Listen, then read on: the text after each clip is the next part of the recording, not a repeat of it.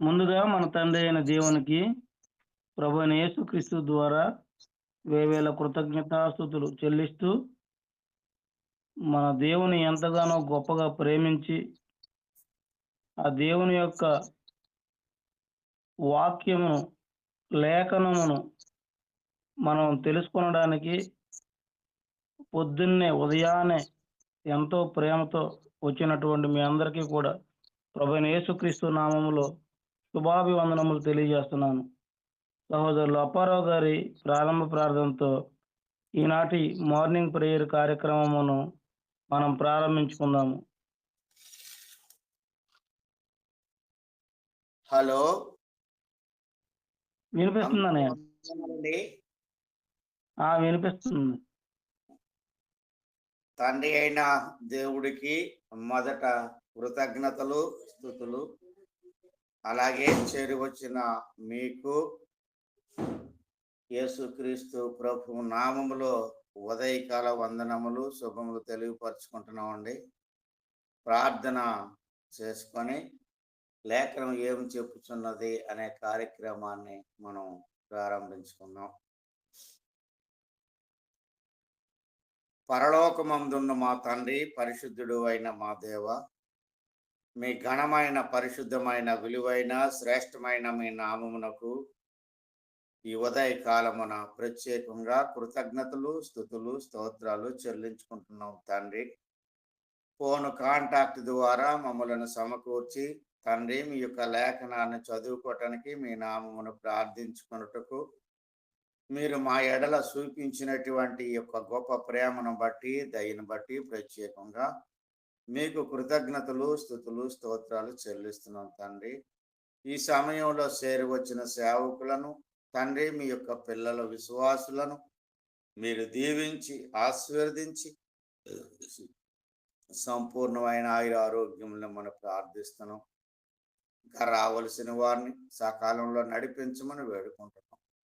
వాక్యాన్ని బోధించడానికి సిద్ధముగా ఉన్న మా సహోదరులు, మీ కుమారులు నాయన దేవకిరణ్ గారిని బట్టి, అనిల్ బాబును బట్టి ప్రత్యేకంగా మీ సన్నిధిలో కృతజ్ఞత చెల్లిస్తున్నాం తండ్రి. వారిని మీరు దీవించి ఆస్వాదించి సంపూర్ణమైన ఆరోగ్యమును, బలమును, శక్తిని అనుగ్రహించి మంచి నాయన గొంతుకు స్వరము ఇచ్చి చక్కగా నాయన మాట్లాడే నాయన జ్ఞానమును అనుగ్రహించి మీరే ఘనత పొందమని ప్రార్థిస్తున్నాం. ఈ సమయంలో వాక్యం చదవబోతున్న వారు, పాటలు పాడబోతున్న వారికి మీకు సహాయం ఇమ్మని, సమస్తము మీ మహిమ కొరకు ఈ కార్యక్రమాన్ని జరిగించి ముందుకు నడిపించమని యేసుక్రీస్తు ప్రభువు నామమున ప్రార్థించి అడిగి వేడుకుంటున్నాం తండ్రి. ఆమేన్.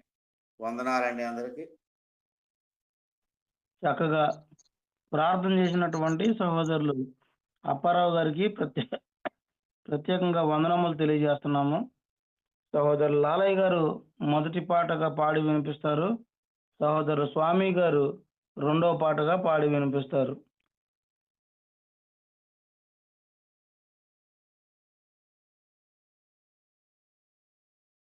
వందనాలయ్యా. వందనాలు రే బాబు, వందనాలు. సహోదరులందరికీ కూడా క్రీస్తు నామంలో వందనాలు తెలియజేస్తూ ఉన్నా. పాత పాటలు పాడుకున్నాం, మర్చిపోతున్నాం. మనం భావితరానికి ఈ పాటలు వినిపించాలి. మనం సువార్తను సాటింప సుసమయం విధియేను, శ్రీ యేసుని నామంబు ఎంతో మధురము మనకు, సంతసమున సాగెదము పురి కొల్పుచు మనుజులను, సంతసమున సాగెదము పురి కొల్పుచు మనుజులను, సంకటములు ఎన్నైనా చనిపోవుటే మేలనుచు. సంకటములు ఎన్నైనా చనిపోవుటే మేలనుచు. సువార్తను చాటింప సుసమయం విధియేను. సిలువను మోయుచు భుజమున్ చేత సువార్తలతోనే సిలువను మోయుచు భుజమున్ చేత సువార్తలతోనే లోకమునకు చాటెదము ప్రశాంతుండగు యేసున్. లోకమునకు చాటెదము ప్రశాంతుండగు యేసున్. సువార్తను చాటింప ఎంతో మధురము మనకు. శ్రీ యేసునికే ఇలలో జయమార్బాటించెదము. శ్రీ యేసునికే ఇలలో జయమార్బాటించెదము. జయశాలులుగా మేము జగదేవతను నికింతుం. జయశాలులుగా మేము జగదేవతను నికింతుం. సువార్తను సాటింప సుసమయం విధియేను. ప్రవక్తలలో ఘనుడు పరమున దోతలు పొగడన్. ప్రవక్తలలో ఘనుడు పరమున దోతలు పొగడన్. నేత్రముల కాయన తార అరుణోదయ నక్షత్రం. నేత్రముల కాయన తార అరుణోదయ నక్షత్రం. సువార్తను సాటింప సుసమయం విధియేను. చిరునగవులతో మేము చిందింతుము రక్తమును. చిరునగవులతో మేము చిందింతుము రక్తమును. హృదయాలు ప్రకాశించు మనసానందం విధియే. హృదయాలు ప్రకాశించు మనసానందం విధియే. శ్రీ సువార్తను సాటింప సుసమయం విధియేను. శ్రీ యేసుని నామంబు ఎంతో మధురము మనకు. వందనాలు నాన్న, వందనాలు. తండ్రి అయిన దేవునికి కృతజ్ఞతాస్తుతులు కూడి వచ్చిన మీ అందరికీ యేసు ప్రభు నామములో వందనాలండి. ఇన్నేళ్ళు ఇలలో ఉన్నాము మనం అన్న పాట పాడి దేవునికి మహిమగా అందరూ పాడతాము. ఇన్నేళ్ళు ఇలలో ఉన్నాము మనము చల్లని దేవుని నీడలో గతించిపోయే కాలం స్మరించు యేసునామం సంతోషించిన ఉదయం. ఇన్నేళ్ళు ఇలలో ఉన్నాము మనము చల్లని దేవుని నీడలో గతించిపోయే కాలం స్మరించు యేసునామం సంతోషించిన ఉదయం. లోకమే నటనాలయం, జీవితమే రంగుల వలయం. లోకమే నటనాలయం, జీవితమే రంగుల వలయం. పరలోకమే మనకు శాశ్వతం, పరలోక దేవుడే నిత్య జీవం. ప్రేమామయుడే ఆ పరమాత్ముడే పదిల పరచలే రక్షణ భాగ్యం. ఇన్నేళ్ళు ఇలలో ఉన్నాము మనము చల్లని దేవుని నీడలో గతించిపోయే కాలం స్మరించు యేసునామం సంతోషించిన ఉదయం. మారు మనసు మనిషికి మార్గం, పశ్చాత్తాపం మనసుకు మోక్షం. మారు మనసు మనిషికి మార్గం, పశ్చాత్తాపం మనసుకు మోక్షం. నీ పూర్ణ హృదయముతో మోకరిల్లుమా, నీ పూర్ణ ఆత్మతో ప్రార్థించుమా. నీ పూర్ణ హృదయముతో మోకరిల్లుమా, నీ పూర్ణ ఆత్మతో ప్రార్థించుమా. పరిపూర్ణుడే పరిశుద్ధాత్ముడే కరుణించలే నిన్ను కలకాలం. ఇన్నేళ్ళు ఇలలో ఉన్నాము మనము చల్లని దేవుని నీడలో గతించిపోయే కాలం స్మరించు యేసునామం సంతోషించిన ఉదయం.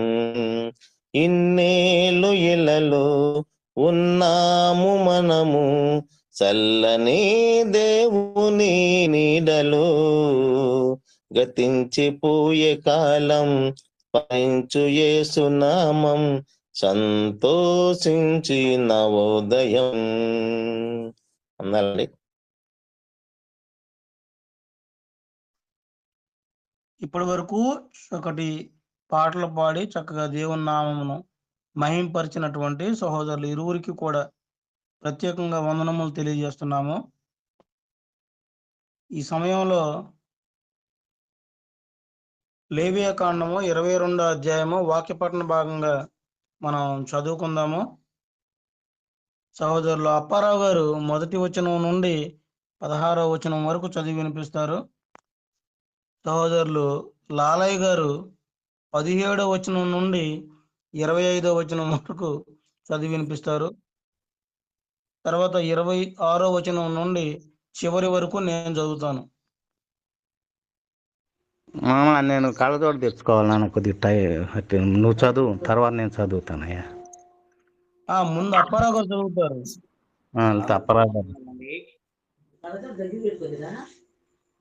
వినబడుతుందా? వినపడుతుందండి. మరియు యెహోవా మోషేకు ఇలాగూ సెలవిచ్చెను, ఇశ్రాయేలీయులు నాకు ప్రతిష్ఠించుట వాటి వలన అహరోనును అతని కుమారులను నా పరిశుద్ధ నామమును అపవిత్రపరచుకుండునట్లు వారు ఆ పరిశుద్ధమైన వాటిని ప్రతిష్ఠితములుగా ఎంచవలనని వారితో చెప్పుము. నేను యెహోవాను.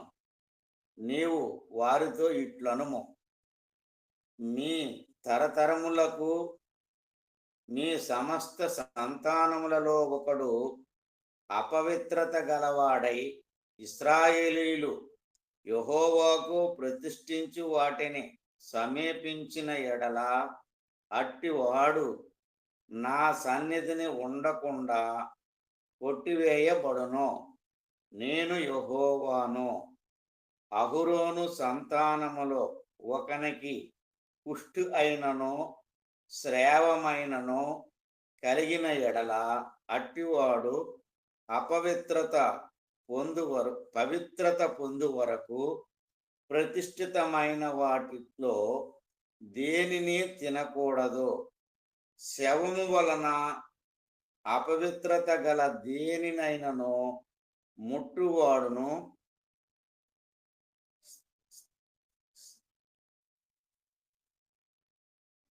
స్థలిత వీర్యుడును అపవిత్రమైన పురుగునేమి ఏదో ఒక అపవిత్రత వలన అపవిత్రుడైన మనుషునేమి ముట్టువాడును అట్టి అపవిత్రత తగిలిన వాడును సాయంకాలం వరకు అపవిత్రుడగును.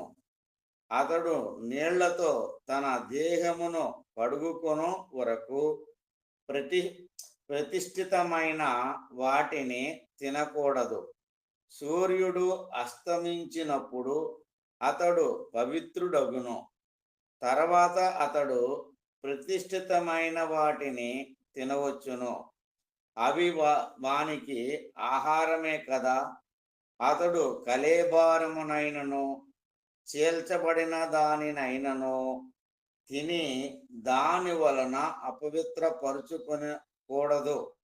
నేను యెహోవాను. కాబట్టి నేను విధించిన విధిని అపవిత్రపరిచి దాని పాపభారమును మోసుకొని దాని వలన చావకుండానట్లు ఈ విధిని ఆచరింపవలను. నేను వారిని పరిశుద్ధపరచు యెహోవాను. అన్యుడు ప్రతిష్ఠితమైన దానిని తినకూడదు. యాజకుని ఇంట నివసించు అన్యుడే గాని జీతగాడే గాని ప్రతిష్ఠితమైన దానిని తినకూడదు. అయితే యాజకుడు క్రయధనము ఇచ్చి కొనినవాడును అతని ఇంట పుట్టినవాడును అతడు తిను ఆహారమును తినవచ్చును.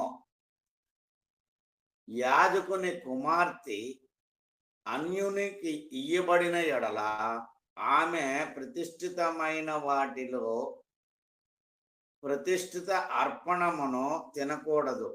యాజకుని కుమార్తెలలో విధవరాలే గాని విడనాడబడినదేనే గాని సంతానము లేని ఎడల ఆమె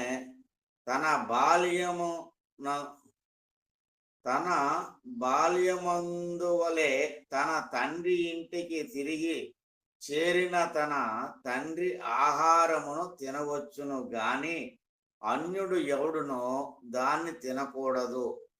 ఒకడు పొరపాటున ప్రతిష్ఠితమైన దానిని తినిన ఎడల వాడు ఆ ప్రతిష్ఠితమైన దానిలో 5వ వంతు కలిపి దానితో యాజకునికి ఇయ్యవలను.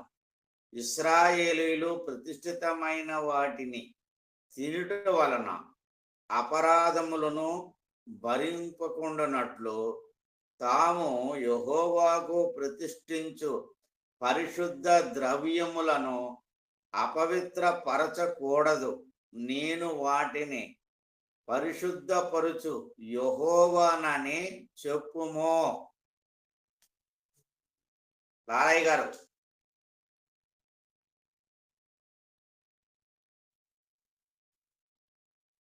అయ్యగారు ఎంత అండి అది? 17వ వచనం 22వ అధ్యాయం 17వ వచనం నుంచి 22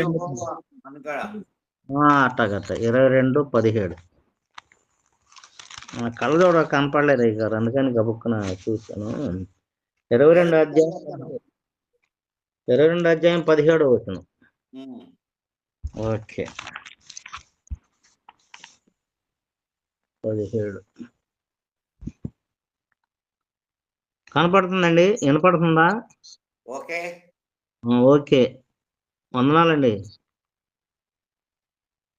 మరియు యెహోవా మోషేకు ఇలాగు సెలవిచ్చెను, నీవు అహరోనుతోనూ అతని కుమారులతోనూ ఇశ్రాయేలీయులందరితోనూ ఇట్లు చెప్పుము, ఇశ్రాయేలీయుల ఇంటి వారిలోనే గాని ఇశ్రాయేలీయుల్లో నివసించు పరదేశులలోనే గాని ఎవడు యెహోవాకు దహన బలిగా స్వేచ్ఛార్పణలైనను మొక్కుబడులనైనను అర్పించునో వాడు అంగీకరించబడినట్లు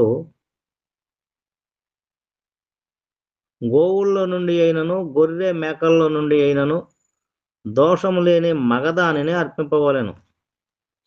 దేనికి కళంకముండునో దానిని అర్పింపకూడదు. అది మీ పక్షముగా అంగీకరింపబడదు.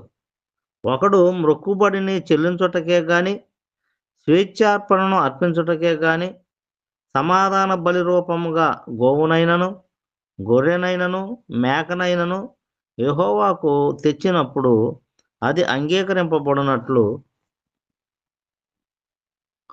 దోషము లేనిదై ఉండవలెను. దానిలో కళంకమేదియు ఉండకూడదు. గుడ్డిదేమి, కుంటిదేమి, కొరత గలదేమి, గడ్డలు గలదేమి, గజ్జి రోగము గలదేమి, చిరుగుడు గలదేమి అట్టి వాటిని యెహోవాకు అర్పింపకూడదు. వాటిలో దేనిని బలిపీఠం మీద యెహోవాకు హోమము చేయకూడదు.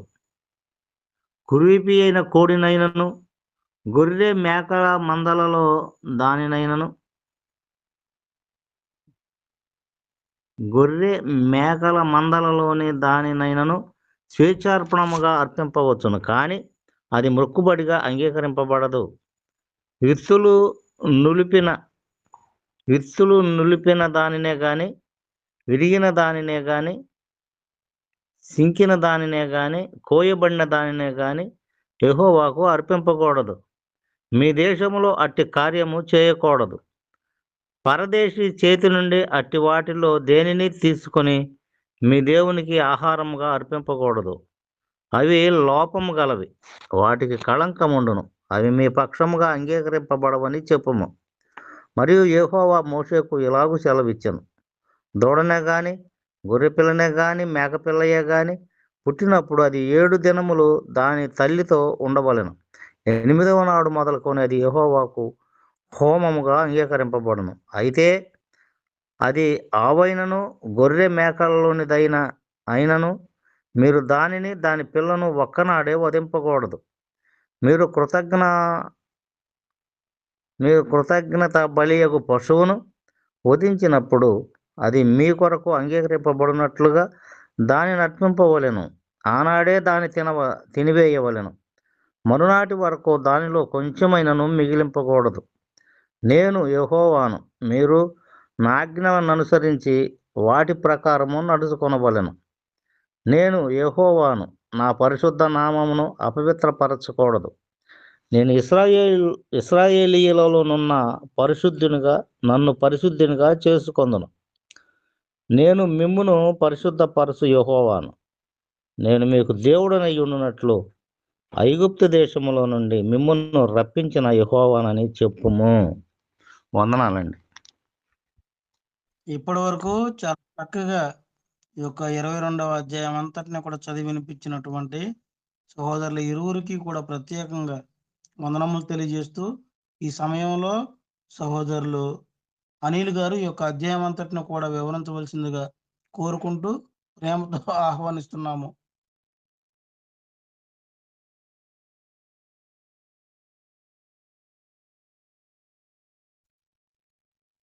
అనిల్ గారు. హలో, వినిపిస్తుందండి. తండ్రి అయిన దేవునికి కృతజ్ఞతాస్తుతులు. కూడి ఉన్న సహోదరి సహోదరులకు ప్రభు నామమున వందనాలు తెలియజేస్తూ ఉన్నాను. లేవి కాండము 22వ అధ్యాయాన్ని మనము పరిశీలన చేద్దాం. 22వ అధ్యాయము పవిత్రత మరియు పవిత్రమైన అర్పణలను నిర్వహించడం గురించి యాజకులకు కఠినమైన నిబంధనలను గురించి వివరిస్తూ ఉంది. ఆచారబద్ధంగా అపవిత్రంగా ఉన్న యాజకులు పవిత్రమైన అంకితమైన ఆహారాన్ని తినకుండా నిషేధించబడ్డారు. అయితే ఈ 22వ అధ్యాయంలో ముఖ్య అంశాలు చూస్తూ ఉన్నప్పుడు యాజక పవిత్రత గురించి 1 నుంచి 9 వచనాల దాకా 1 నుంచి 9 వచనాలు మనం చూస్తూ ఉన్నప్పుడు యాజక పవిత్రతను గురించి తెలియజేస్తూ ఉంది. అదే విధముగా 10 నుంచి 16 దాకా చూస్తూ ఉన్నప్పుడు పవిత్ర నైవేద్యాల ఉపయోగం గురించి వివరిస్తూ ఉంది. అదే విధముగా 17 నుంచి 25 దాకా చూస్తూ ఉన్నప్పుడు ఆమోదయోగ్యమైన బలుల గురించి వివరిస్తూ ఉంది. అలాగే 26 నుంచి 23 దాకా చూస్తూ ఉన్నప్పుడు జంతు బలులపై నిబంధనలను గురించి తెలియజేస్తూ ఉంది. కాబట్టి వీటిలో ఉన్న కొన్ని విషయాలను మనం నేర్చుకునే ప్రయత్నంలో ముందుకు వెళదాం. 1 నుంచి 9 వచనాలలో యాజక పవిత్రత. అవును, దేవుని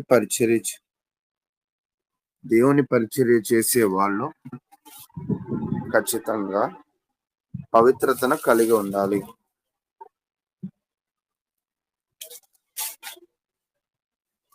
ఈ పవిత్రతను కలిగి ఉండి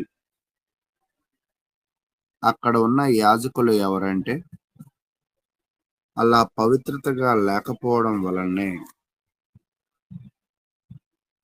తన యొక్క కుమారులు అహరోను కుమారులు శిక్షకు విధింపబడ్డం చూస్తూ ఉన్నాం. కాబట్టి ఈ 22వ అధ్యాయంలో ఖచ్చితంగా మరలా తెలియజేస్తున్న విషయం ఏమిటి అంటే యాజకులుగా ఉన్న వాళ్ళు వారి యొక్క పనిని పవిత్రమైన స్థితిలో వాళ్ళు నిర్వహించాలి అని తెలియజేస్తున్నాడు.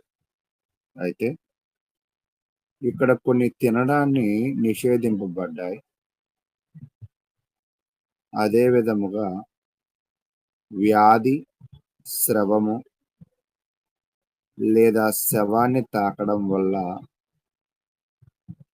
ఆచారబద్ధంగా అపవిత్రంగా ఉంటే వారు దేవుని నామమును అపవిత్రము గురించి తెలియజేశాడు. అయితే 10 నుంచి 16 చూస్తున్నప్పుడు పవిత్రమైన నైవేద్యాల వినియోగం అంటే యాజకులు మరియు వారి ఇంటి వారు అంటే ఇంట్లో జన్మించిన వారు లేదా కొనుగోలు చేసిన వారు మాత్రమే పవిత్రమైన ఆహారాన్ని తినగలరు.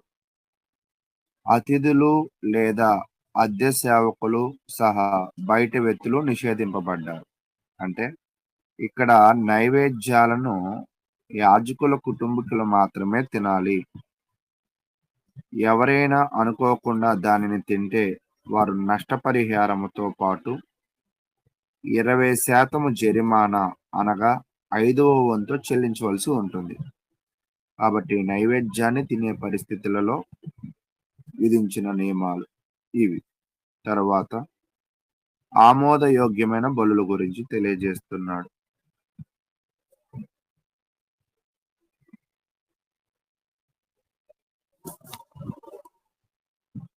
ఆమోదయోగ్యమైన బలుల గురించి చూస్తూ ఉన్నప్పుడు దహన బలులు లేదా సమాధాన బలుల కోసం అర్పించబడే జంతువులు పరిపూర్ణంగా ఉండాలి. అంటే కలంకము గాని లోపము గాని లేకుండా గుడ్డి గాని గాయపడింది కాకుండా వ్యాధిగ్రస్తులైన జంతువులన్నీ కూడా తిరస్కరింపబడ్డాయి. కాబట్టి బలులు అర్పించేటప్పుడు శ్రేష్టమైన వాటిని అర్పించాలి. లోపం ఉన్న వాటిని అర్పించకూడదని 15-20 దాకా చూస్తున్నాం.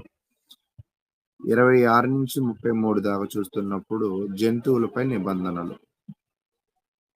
బలులు కనీసము 8 రోజుల వయసు గలవిగా ఉండాలి. ఆవు, గొర్రె లేదా మేక దాని పిల్లలను ఒకే రోజున వధించకూడదు అని తెలియజేశాడు. కాబట్టి ఈ అధ్యాయంలో ఉన్న అవుట్లైన్స్, దాని యొక్క వివరణలు ఇవి. అయితే ఈ అధ్యాయం అంతా పవిత్రత యొక్క ఇతివృత్తాంతము.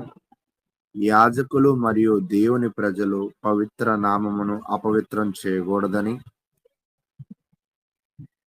పరిశుద్ధులుగా ఉండవలనని దేవుని వాక్యం అయితే తెలియజేస్తూ ఉంది. దీనిలో మరింత వివరణలోకి మనం వెళ్ళినప్పుడు,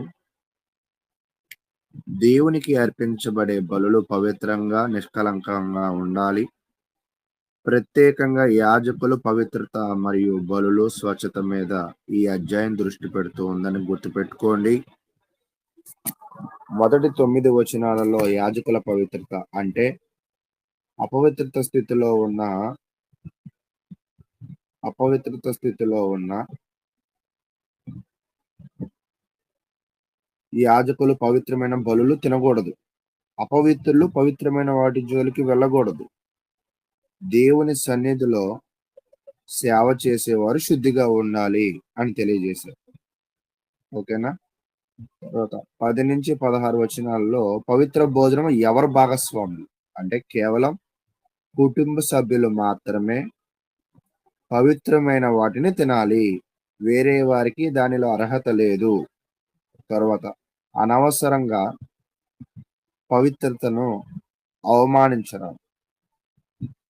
నిష్కలంకమైన బలి అవసరం అంటే లోపము ఉన్న జంతువులను దేవునికి అర్పించకూడదు. దేవునికి ఉత్తమమైనది ఇవ్వాలి. సమయాన్ని గౌరవించాలి అంటే బలి నియమించిన నియమాలు పాటించాలి. దేవుని ఆజ్ఞలకు విధేయత ముఖ్యం అని తెలియజేస్తూ ఉంది. అదే విధముగా దేవుని నామము పవిత్రం కాబట్టి పవిత్రులుగా ఉండాలి. దీనిలో మనం నేర్చుకోవాల్సిన ప్రస్తుతం ఉన్న పరిస్థితులలో మనం చూస్తూ ఉన్నప్పుడు దేవునికి మనం ఏమి ఇస్తూ ఉన్నాం? మన సమయమును, మన సామర్థ్యతను, మన జీవితాన్ని ఇవ్వగలుగుతున్నామా పరిశీలన చేసుకోండి. దేవుని సేవలో పవిత్రత అంటే మన హృదయము పవిత్రంగా ఉందా? మన ఆలోచనలు పవిత్రంగా ఉన్నాయా? లేదా మన పాపాలను చేస్తూనే ఉన్నామా? ఆలోచించేయండి.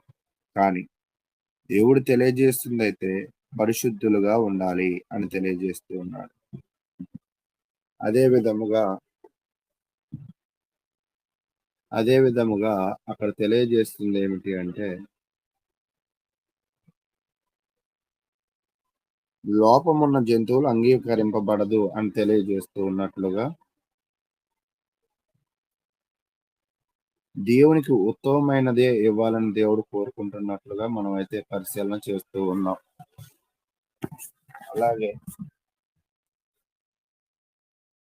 అలాగే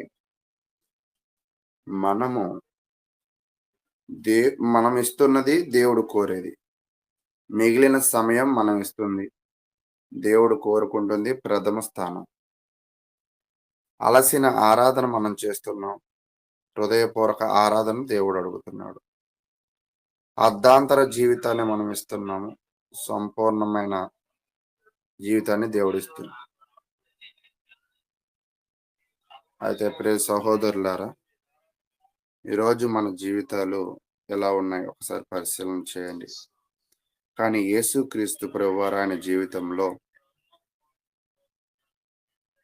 నిష్కలంకమైన బలి దేవుడు స్వీకరిస్తాడని, యేసు పాపరహితుడుగా లోపము లేని బలిగా చూస్తూ ఉన్నాం. రెండోది, లోపమున్న బలి అంగీకారం కాదు కాబట్టి యేసు పరిపూర్ణమైన బలి ఒకేసారి ఇచ్చినట్లుగా మనం చూస్తూ ఉన్నాం. ఈ యాజకులైన వాళ్ళు పవిత్రులుగా ఉండాలి కాబట్టి యేసు పవిత్రమైన మహాయాజకుడుగా ఉన్నాడు.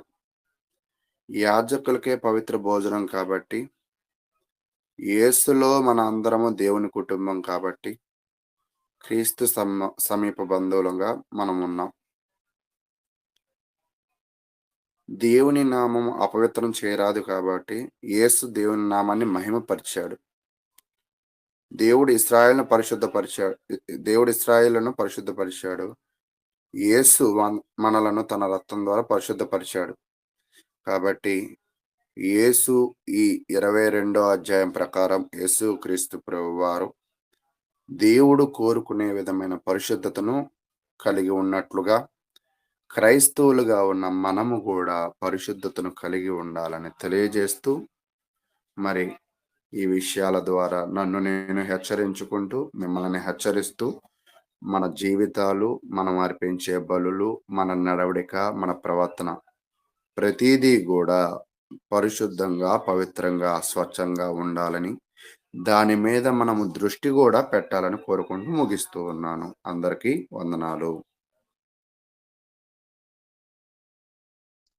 ఇప్పటి వరకు చాలా చక్కగా ఈ యొక్క 22వ అధ్యాయం అంతటిని కూడా క్లుప్తంగా వివరించినటువంటి సహోదరులు అనిల్ గారికి ప్రత్యేకంగా వందనములు తెలియజేస్తూ, సహోదరులు యేసుపదం గారు ఇప్పటి వరకు జరిగినటువంటి ఈ యొక్క కార్యక్రమం అంతటి విషయమే, అలాగే తదుపరి దేవకరణ గారి మెసేజ్ కొరకు ప్రార్థన సహాయం కోరవలసిందిగా కోరుకుంటూ ప్రేమతో ఆహ్వానిస్తున్నాము. మంచిదండి, ప్రార్థన చేసుకున్నాము. మమ్మల్ని మిక్కిలిగా ప్రేమించిన ప్రియ పరలోకపు తండ్రి, మీ ఘనమైన, శ్రేష్టమైన, మహోన్నతమైన నామానికి మీ ప్రియ కుమారుడును మా ప్రభువును రక్షకుడైన యేసుక్రీస్తు నామంలో మీకు స్తుతులు, స్తోత్రములు, కృతజ్ఞతలు తెలియజేసుకుంటున్నాం తండ్రి. మమ్మల్ని ప్రేమించి మా జీవితంలో వచ్చిన దినాన్ని బట్టి స్తుతులు.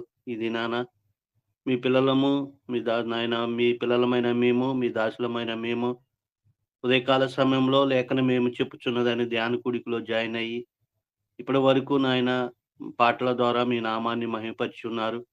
మీ పరిశుద్ధ లేఖన భాగాలను ధ్యానించి ఉన్నారు. అలాగే మీ దాసులు అనిల్ గారి ద్వారా లేవి కాండంలో ఉన్నటువంటి విషయాలను మాకు బోధించారు. మరి మీ పని చేస్తున్నటువంటి ఈ యాజకులు, ప్రధాన యాజకులు పరిశుద్ధంగా ఉండాలని, అలాగే పాపం స్థితిలో ఉండి పరిశుద్ధులుగా ఉండటానికి దేవుని సన్నిధికి వెళ్తున్నటువంటి ప్రజలు శ్రేష్టమైనవి, పరిశుద్ధమైనవి మీకు అర్పించాలని, ఆ శ్రేష్టమైనవి అర్పిస్తేనే మాకు నాయన పరిశుద్ధత ఉందనేటువంటి విషయాలు మాకు హెచ్చరించారు తండ్రి. కాబట్టి ఎంత మీరు పరిశుద్ధులు కాబట్టి మేము కూడా పరిశుద్ధులుగా ఉండాలని మంచి ఉద్దేశము కలిగి మీరు మమ్మల్ని సిద్ధపరుస్తున్న విధానాన్ని బట్టి మీకు కృతజ్ఞతలు తండ్రి. అలాగే నేటి క్రైస్తవులైనటువంటి మేము కూడా ప్రతి ప్రభు దినాన ఆరాధన క్రమానికి ఎందుకు వెళ్తున్నామా అని మేము గుర్తు చేసుకుంటూ, మేము తెలిసి తెలియక చేసిన చూపుల ద్వారా, తలంపుల ద్వారా పాపాలు తీసేసుకొని ఎప్పటికప్పుడు పరిశుద్ధులుగా ఉండటానికి ఆరాధన క్రమానికి వెళ్తున్నామని గ్రహించి, ఇలాంటి పరిశుద్ధతను మీరు మాకు బాప్తిసం ద్వారా పరిశుద్ధాత్మ అనే వరాన్ని ఇచ్చారని, ఆ పరిశుద్ధాత్మ ఆయన మేము కాపాడుకుంటానికి ఆరాధన క్రమానికి మేము వెళ్తున్నామని గ్రహించి ఆయన యథార్థంగా, నీతిగా జీవించడానికి ప్రతి ఒక్కరికి ఆలోచన దయచేయమని కోరుకుంటున్నాం తండ్రి. అలాగే నాయన మీ యొక్క సేవకులు దేవకర్ణ గారు మానవుని గుర్చినటువంటి సత్యంలో మానవునికి 2 స్వభావాలు ఉన్నాయని, ఆ స్వభావాలైనటువంటి శరీర నియమము, ఆత్మ నియమము, సంఘర్షణ అవి ఎలా ఒకదానికి బోధిస్తుందో, మరి శారీరక నియమాన్ని మేము తీసేసుకొని ఆత్మ సంబంధమైనటువంటి నూతన స్వభావాన్ని మేము కలిగి ఉండాలనేటువంటి విషయాలు మీ దాసుల ద్వారా బోధిస్తున్నారు తండ్రి. మేము ఇలాంటి విషయాలు తెలుసుకున్నటువంటి మేము నేర్చుకుంటూ ఇతరులకి, లోకంలో నశించిపోతున్న వారికి ఆయన బోధించేటువంటి సామర్థ్యాన్ని మాకును దయచేయమని కోరుకుంటూ, ఈరోజు ఇంకా ఏమైతే మీ గ్రంథంలో నుంచి సమాచారాన్ని స్వీకరించి మా మధ్యకి తీసుకొచ్చారో ఆ విషయాలు మంచిగా బోధించడానికి జ్ఞానాన్ని, జ్ఞాపశక్తిని మీ దాసులకి మరింత దయచేయమని కోరుకుంటూ, వినుచున్నటువంటి మాకును, గ్రహించేటువంటి మనసును, ఆసక్తిని, శ్రద్ధ మరింత మాకును దయచేయమని కోరుకుంటూ, ఈ మనవులు మీ ప్రియకుమారుడును, మా ప్రభువును, రక్షకుడైన యేసుక్రీస్తు నామంలో ఈ మనవులన్నీ అడిగి వేడుకొనుచున్నాం ప్రియ పరలోకపు తండ్రి. ఆమేన్.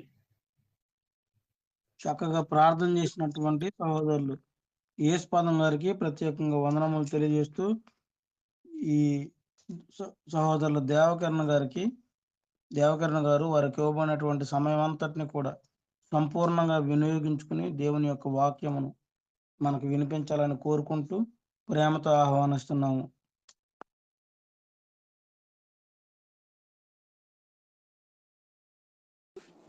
ఈ ఉదయకాల సమయంలో మొదటిగా తండ్రి అయిన దేవునికి నా కృతజ్ఞతాస్తుతులు చెల్లిస్తూ ఉన్నాను. అలాగే దేవుని వాక్యమును వినుటకు సిద్ధంగా ఉన్న ప్రియ సహోదరులందరికీ కూడా నా హృదయపూర్వకమైన వందనములు తెలియజేస్తున్నాను.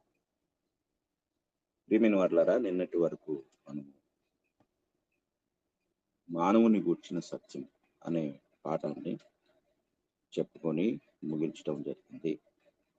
ఈరోజు పాపమును గూర్చిన సత్యం అనే పాఠాన్ని మనం ప్రారంభించబోతూ ఉన్నాం. కనుక మానవ జీవితంలో అలాగే బైబిల్ గ్రంథంలో కూడా అత్యంత ప్రాముఖ్యమైనది పాపము. అంటే పాపమును గూర్చిన సమాచారం.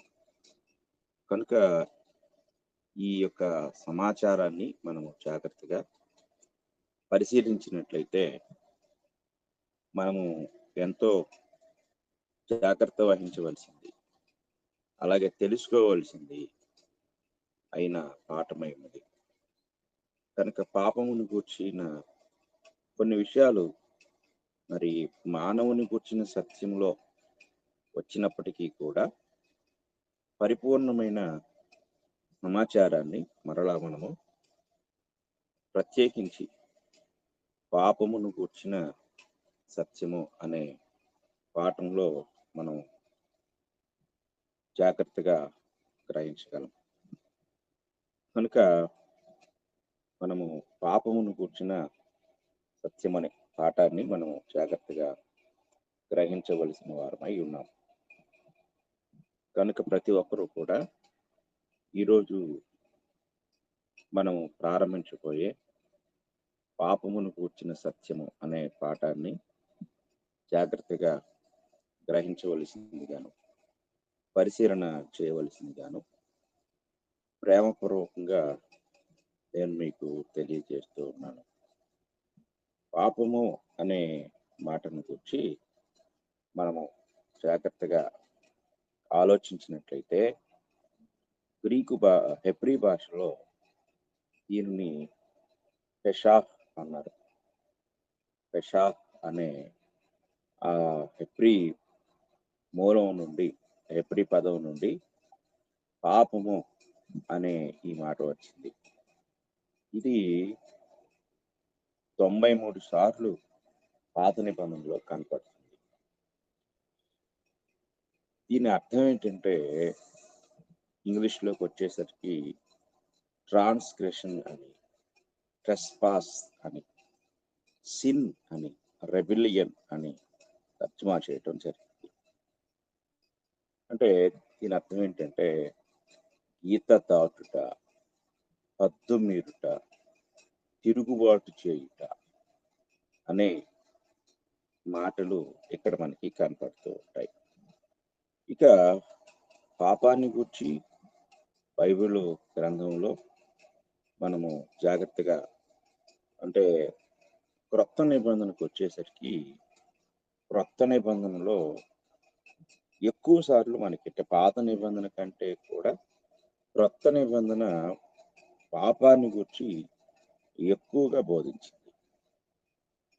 బోధించిన ఈ యొక్క సందర్భాలు మనం జాగ్రత్తగా గమనించినట్లయితే హమట్టియా అనే మాట గ్రీకు భాషలోకి వచ్చేసరికి హమట్టియా అనే గ్రీకు మూలం నుండి ఈ యొక్క పాపము అనే మాట మనకి కనపడుతుంది. అంటే ఇది ఈ హమట్టియా అనే మాట కూడా అర్థం ఏంటంటే పాపము, అలాగే ఇంకా హద్దు మీరుట, గీత దాటుట అనే పదాలన్నీ కూడా సాధారణంగా హెబ్రీలో ఎలాంటి పదాలు వస్తాయి, ఇంగ్లీష్ మాటలు వస్తాయో అలాగే ఇందులో కూడా వస్తాయి. ప్రత్యేకించి క్రొత్త నిబంధనలో 174 సార్లు ఈ మాట పదే పదే మనకు కనపడుతుంది. కనుక ఎక్కువగా మనకు తెలియజేసింది ఏంటి అంటే క్రొత్త నిబంధన పాపాన్ని గూర్చిన చర్చ, పాపానికి కావలసిన విరుగుడు, వీటన్నిటికీ సంబంధించిన ఎక్కువ సమాచారం మనకు క్రొత్త నిబంధనలోనే ఎక్కువగా కనపడుతుంది. కనుక పాపము అనేది ఏంటో మనం హెబ్రీ మూలం నుండి, గ్రీకు మూలం నుండి కూడా చూసాం. అయితే ఈరోజు మనము ధ్యానించబోతున్న ఈ యొక్క పాఠాన్ని మనం ఆలోచించినట్లయితే మనము ఎంతో శ్రద్ధగా ఈ సంగతులు ఒక్కటి కూడా మనం నేర్చుకుందాం.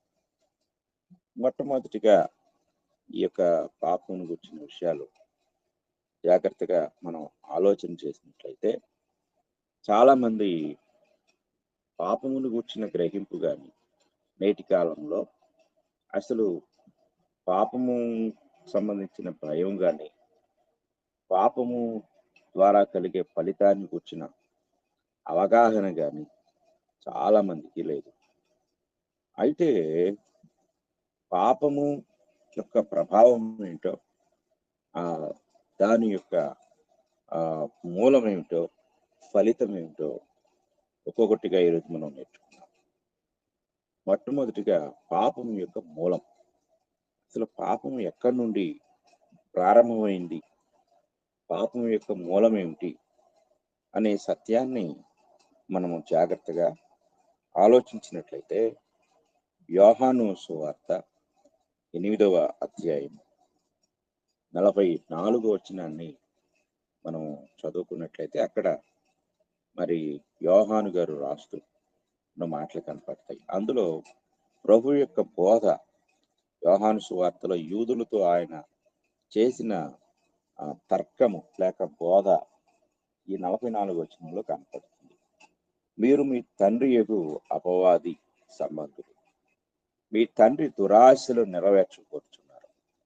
ఆది నుండి వాడు నరహంతకుడైంది, సత్యమందు నిలిచిన వాడు కాడు, వాని యందు సత్యమే లేదు. వాడు అబద్ధమాడినప్పుడు తన స్వభావం అనుసరించి మాట్లాడును. వాడు అబద్ధికుడును అబద్ధమునకు జనకుడునై ఉన్నాడు.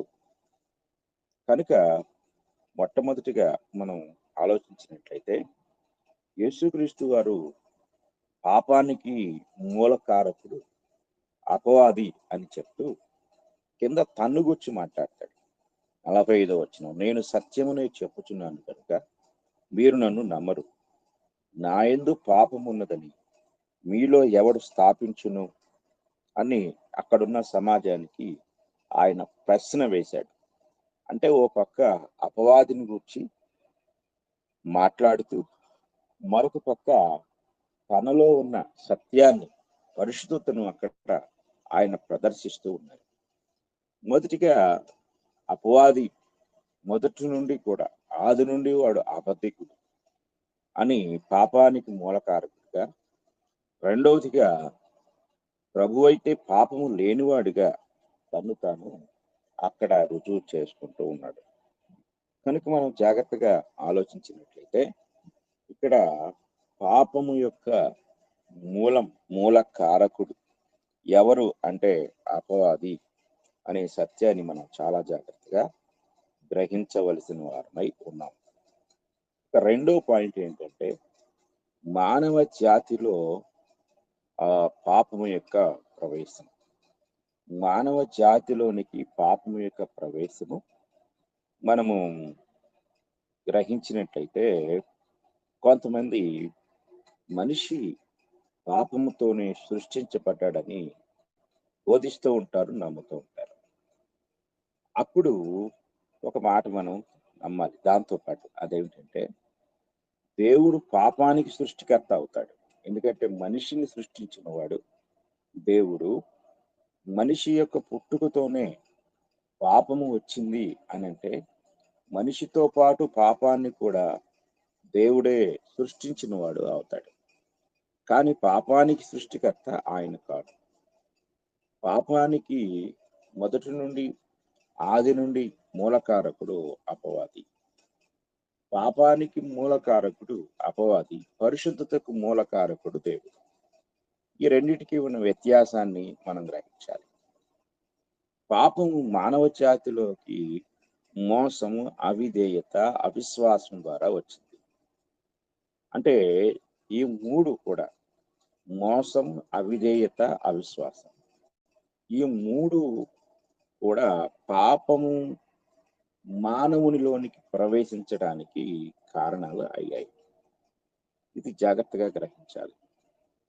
ఇక్కడ మనం ఆలోచించినట్లయితే ఒక సత్యాన్ని మనం గ్రహించాలి. తిమోతి మొదటి పత్రిక 2వ అధ్యాయం 14వ వచనాన్ని మనం చదువుకుందాం. మొదటి తిమోతి పత్రిక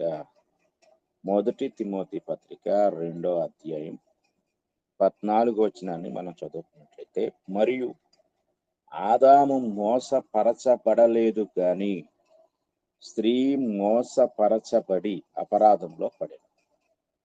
అంటే ఇక్కడ పాపానికి మూలం అది మనం ఇక్కడ గ్రహించినప్పుడు మోసగించబడటం. మోసం చేసిన వాడు అపవాది. 2, అవిధేయత. ఆదామవ్వలు అవిధేయులయ్యారు. విధేయులుగా ఆజ్ఞ ఇచ్చిన దేవునికి విధేయత చూపించవలసిన మానవుడు అవిధేయుడు అయిపోయాడు. ఇక తరువాత అవిశ్వాసం. దేవుడు ఇచ్చిన ఆజ్ఞ పట్ల వారికి విశ్వాసం లేకుండా అవిశ్వాసానికి వారు లోనయ్యారు కనుక ఈ మూడు మొదట మోసగించబడ్డారు, అవిధేయులయ్యారు, అవిశ్వాసం ప్రకటించారు. ఇవన్నీ కూడా పాపములో పడటానికి కారణాలయ్యాయి. అయితే ఇక్కడ మనం చాలా జాగ్రత్తగా గమనించినట్లయితే ఒక సత్యాన్ని మనం పరిశీలించవలసిన వారమై. ఈ సత్యం ఏమిటి అనేది మనం ఆలోచించినప్పుడు దేవుడు పాపానికి కారకుడు కాదు, కానీ పాపం యొక్క మూలాన్ని అపవాది నుండి మనం చూడగలము. అలాగే దానిలోనికి పడిపోయిన ఆదాము అవ్వల జీవితాన్ని కూడా మనం గ్రహించగలం. ఇక తరువాత పాయింట్ మనం ఆలోచించినట్లయితే పాపం యొక్క ఉనికి లేక వాస్తవికత, పాపం యొక్క వాస్తవ సత్యాన్ని మనం గ్రహించినప్పుడు మొట్టమొదటిగా వాక్యము పాపము యొక్క ఉనికిని ప్రకటిస్తుంది. వాక్యము ద్వారా ఆ ఉనికిని మనం ఆలోచించినప్పుడు రోమాపత్రిక 3వ అధ్యాయము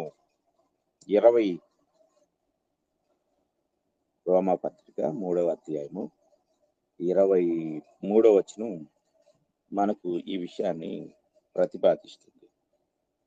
ఏ భేదమును లేదు, అందరూ పాపము చేసి దేవుడు అనుగ్రహించు మహిమను పొందలేకపోతున్నారు. కనుక పాపం యొక్క ఉనికిని మనం ఆలోచిస్తే అందరూ పాపం చేశారు అనే సత్యాన్ని వాక్యం మనకి తెలియజేస్తుంది. కనుక ఇక్కడ ఇలాగ ఎందుకు అనే దానికి మన ఒక ప్రశ్న గమనించినట్లయితే గలతీ పత్రిక 3వ అధ్యాయం 22వ వచనం మనకు ఒక విషయాన్ని తెలియజేస్తుంది. గలతీ పత్రిక 3వ అధ్యాయం 22వ వచనాన్ని మనం చదువుకున్నట్లయితే, యేసుక్రీస్తునందలి విశ్వాస మూలముగా కలిగిన వాగ్దానము విశ్వసించు వారికి అనుగ్రహింపబడినట్టు లేఖనము అందరినీ పాపములో బంధించను అనే మాట.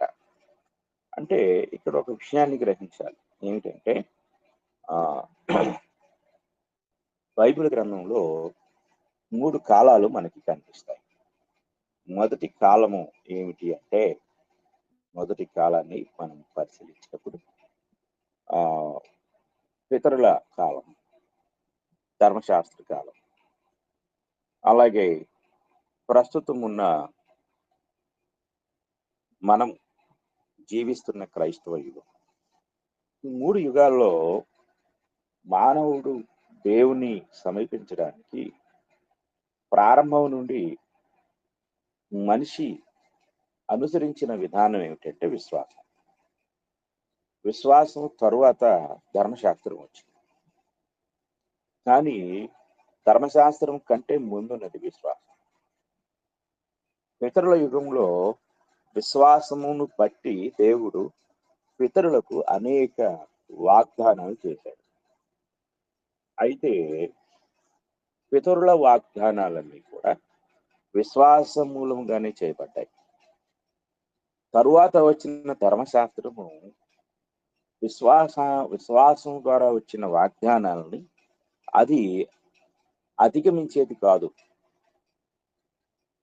కాబట్టి విశ్వాసమూలంగా కలిగిన వాగ్దానము అంటే వాగ్దానాలన్నీ కూడా అబ్రహాముకు అతని సంతతికి వాగ్దానము చేయబడును అని గలతీ పత్రికలోని మనకు కనపడుతుంది. అయితే ఈ వాగ్దానంలో ఎవరున్నారు? యేసుక్రీస్తున్నారు. ఆయన అనుగ్రహించే రక్షణ ఉంది, ఆయన స్థాపించే సంఘం ఉంది, ఆయన రాజ్య పరిపాలన ఉంది. ఇవన్నీ వాగ్దానంలో ఉన్నాయి. కానీ ముందు వచ్చిన విశ్వాసాన్ని అధిగమించేంతగా ధర్మశాస్త్రానికి హక్కు లేదు. అయితే మధ్యలో వచ్చిన ధర్మశాస్త్రము మనుషులను పాపంలో బంధించింది.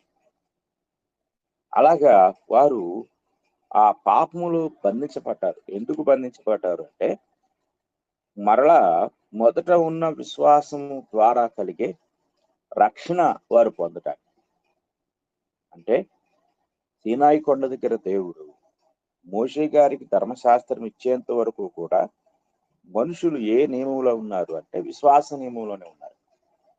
ఇప్పుడు ధర్మశాస్త్రం వచ్చింది. ఇప్పుడు ధర్మశాస్త్రము యొక్క చట్టంలో వారు ఇమిడిపోయారు, అందులో దానికి అప్పగించబడ్డారు. అలాగా అప్పగించబడ్డ మనిషికి మరలా రక్షణ విశ్వాసం ద్వారానే కలగాలి. విశ్వాసం ద్వారా కలుగుటకు క్రొత్త నిబంధన యొక్క అధికారాన్ని దేవుడు అనుగ్రహించాడు. అంటే మరలా పితరులు ఏ విశ్వాసం ద్వారానే వాగ్దానాలు పొందారో వాటి యొక్క వాగ్దానాలకు వారసులు కావాలంటే మరలా విశ్వాసంలోకి రావాలి. ధర్మశాస్త్ర మూలంగా వారు వారసులు కానేరు. కనుక మరలా క్రైస్తవ యుగంలో విశ్వాస సంబంధమైన నీతి, ఆ విశ్వాస సంబంధమైన నీతిని అంగీకరించేంత వరకు కూడా లేఖనము అనగా పాత నిబంధనలో ఉన్న ఆ యొక్క ధర్మశాస్త్రము ఆ కాలంలో ఉన్న వారందరినీ కూడా పాపంలో బంధించింది. ఈ పాపంలో బంధించబడిన వారు దాని నుండి విడుదల పొందటానికి ఏం కావాలి అంటే మరలా విశ్వాసం కావాలి.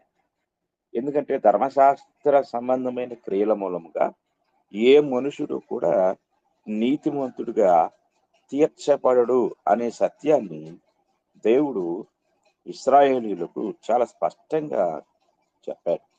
చూడండి 5వ అధ్యాయం, గలతీ పత్రిక 5వ అధ్యాయం 4వ వచనంలో, మీలో ధర్మశాస్త్రము వలన నీతిమంతులని తీర్చబడు వారెవరో వారు క్రీస్తులో నుండి బొత్తిగా వేరు చేయబడి ఉన్నారు, కృపలో నుండి తొలగిపోయి ఉన్నారు. కనుక ధర్మశాస్త్ర సంబంధమైన నీతి ద్వారా ఎవరు కూడా నీతిమంతులుగా తీర్చబడలేరు. క్రీస్తు నందు విశ్వాసం ఉంచుట ద్వారానే నీతిమంతులుగా తీర్చబడగలరు. కానీ ఆ విశ్వాసానికి మూలము ఏది అంటే క్రొత్త నిబంధన. కనుక ధర్మశాస్త్రము నుండి విడిపించబడి క్రీస్తులోనికి వచ్చి క్రీస్తునందు విశ్వాసం ఉంచుట ద్వారా కలిగే రక్షణ పొందేంత వరకు ధర్మశాస్త్రం అనే చట్టము మానవ జాతిని అనగా ప్రత్యేకించి యూదులను పాపములో బంధించింది. కనుక ఈ విషయాన్ని మనం చాలా జాగ్రత్తగా గ్రహించవలసిన వారమై ఉన్నాం. తరువాత విషయాన్ని మనం జాగ్రత్తగా గమనించితే ధర్మశాస్త్రము పాపము యొక్క ఉనికిని బయలుపరిచింది. రోమాపత్రిక 3వ అధ్యాయం 20వ వచనం. రోమాపత్రిక 3వ అధ్యాయము 20వ వచనాన్ని మనం చదువుకున్నట్లయితే 20వ వచనం ఈ విషయాన్ని మనకు తెలియజేస్తుంది.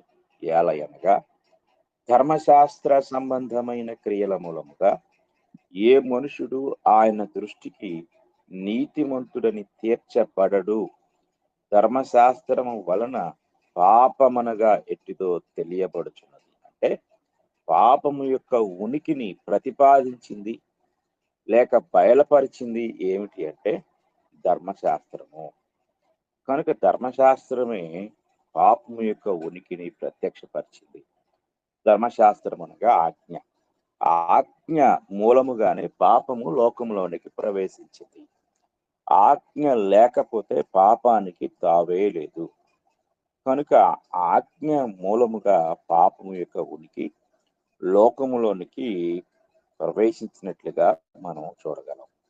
అలాగే ఇప్పుడు రోమపత్రిక 7వ అధ్యాయం 7వ వచనాన్ని మనం చదువుకుందాం.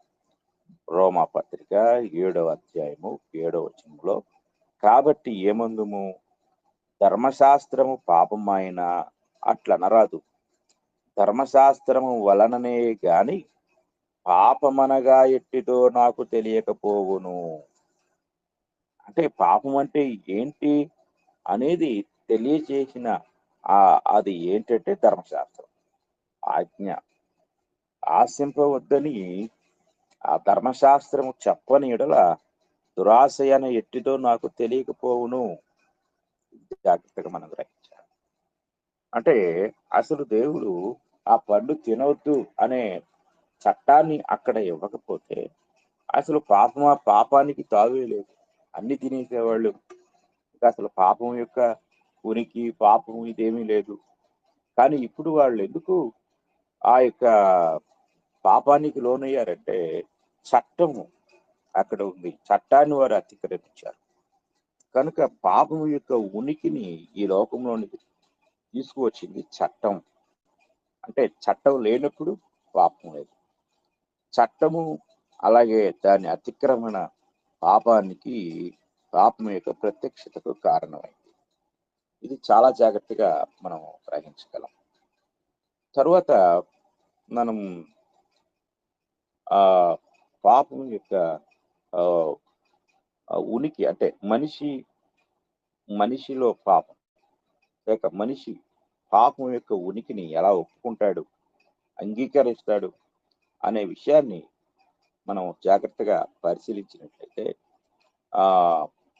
కొందరు వ్యక్తుల యొక్క సాక్ష్యాలు మనం చూడగలం. ఆ సాక్ష్యాలు మనం చూసినట్లయితే, ఒకటి, పరిశుద్ధులు నీతిమంతులు దాన్ని ఒప్పుకున్నారు. యోబు గారు చెప్పాడు, నేను నీచుడను, నన్ను నేను ద్వేషిస్తాను అని. యెషయా ప్రకటించాడు, అయ్యో నేను అపవిత్రమైన పెదవులు గలవాడను, అపవిత్రమైన ప్రజల మధ్య నివసించువాడను, కాబట్టి నేను ప్రభువును యెహోవాను నేను చూశాను, నేను నశించితిని అని చెప్పాడు. ఇలాగా మనం గమనించినట్లయితే పేతురు అంటాడు లూకాసు వార్త 5వ అధ్యాయంలో, ప్రభువా నేను పాపాత్ముడు, నా యుద్ధ నుండి వెళ్ళిపోమంటాడు. ఆయన విస్తారమైన చేపలు పెట్టాడు. కనుక ఇక అపోస్తలుడైన పౌలు గారు చెప్పాడు తిమోతి మొదటి పత్రికలో, ఆయన అంటాడు, అట్టి వారిలో నేను ప్రధానుడను. అంటే పాపులను గురించి మాట్లాడుతూ నేను ప్రధాన పాపిని అని చెప్తాడు. ఇలాగా మనం జాగ్రత్తగా పరిశీలించినట్లయితే ఎంతో మంది బైబిల్ గ్రంథంలో తమను తాము పాపులుగా అంగీకరించారు, పాపాన్ని ఒప్పుకున్నారు. ఈ విషయాన్ని మనం చాలా జాగ్రత్తగా గ్రహించవలసిన వారం అంటాం. ఇక లేఖనాలు పాపి మరియు అతని పాపం ఒప్పుకోవటంలో ఎన్నో లేఖనాలు మనకి కనపడుతూ ఉంటాయి. అంటే లేఖన భాగాల్లో మనం చూస్తే నిర్గమకాండం 9వ అధ్యాయం 27వ వచనాన్ని మనం చదువుకుందాం. నిర్గమకాండము 9వ అధ్యాయము 27వ వచనాన్ని మనం చదువుకున్నప్పుడు, ఇది చూడగా ఫరో మోషే అహరోనులను పిలువనంపి, నేను ఈసారి పాపం చేసి ఉన్నాను, యెహోవా న్యాయవంతుడు, నేనును నా జనులను దుర్మార్గులు అని ఒప్పుకుంటాడు. అంటే నేను పాపం చేశాను అని ఫరో ఒప్పుకున్నాడు. అలాగే ఇంకా మనం గమనించినప్పుడు యెహోషువ గ్రంథం 7వ అధ్యాయం 20వ వచనాన్ని మనం చదువుకున్నాం. యెహోషువ గ్రంథం 7వ అధ్యాయం 20వ వచనాన్ని మనం చదువుకున్నట్లయితే, ఆకాను యెహోషువతో, ఇశ్రాయేలీల దేవుడైన యెహోవాకు విరోధముగా నేను పాపము చేసినది నిజము అని ఇక్కడ ఆకాను తన పాపాన్ని ఒప్పుకుంటాడు. అలాగే సంఖ్యాకాండం 22వ అధ్యాయం 34వ వచనంలో నేను పాపము చేసి తిని అని బిలాము ఒప్పుకుంటాడు. ఇలాగ మనం గ్రహించినట్లయితే మరి మత్తయి సువార్త 27వ అధ్యాయంలో యూదా ఒప్పుకుంటాడు, నేను పాపం చేశాను అని. ఇలాగా మనం ఎంతో మంది వ్యక్తులను మనం గ్రహించినప్పుడు వాళ్ళంతటి వాళ్ళు పాపాన్ని ఒప్పుకున్నారు, నేను పాపిని అని ఒప్పుకున్నారు. ఇక మనం మూడో విషయాన్ని గమనించినట్లయితే, పాపము యొక్క స్వభావము ఆధునిక దృక్పథంలో పాపం అంటే మోడర్నిజం అంటారు. ఈ మోడర్నిజంలో పాపాన్ని గూర్చి మనుషులు ఏమని అంగీకరించారు అనేది మనం గమనించినట్లయితే, కొందరు ఏమన్నారంటే దాన్ని అవివేకం అని పిలిచారు. మరికొంతమంది పండితులు దానిని అజ్ఞానం అని కూడా మాట్లాడారు. కొంతమంది విద్వాంసులు కూడా దానిని ఇగ్నోరెన్స్, అజ్ఞానం అన్నారు. ఎవల్యూషనిస్టులు దానిని జంతువుల లక్షణము అన్నారు. పాపం అంటే జంతు స్వభావం, జంతువుల లక్షణం అన్నారు. డినామినేషన్ లో క్రిస్టియన్ సైంటిస్టులు అనేవాళ్ళు ఉన్నారు, ఒక మత శాఖ వాళ్ళు. వీళ్ళు ఏమన్నారంటే మంచి లేకపోవటమే పాపం అని బోధించారు.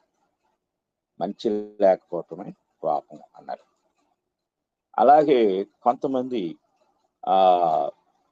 ఒక గ్రూపుగా తయారై వాళ్ళు ఏమన్నారంటే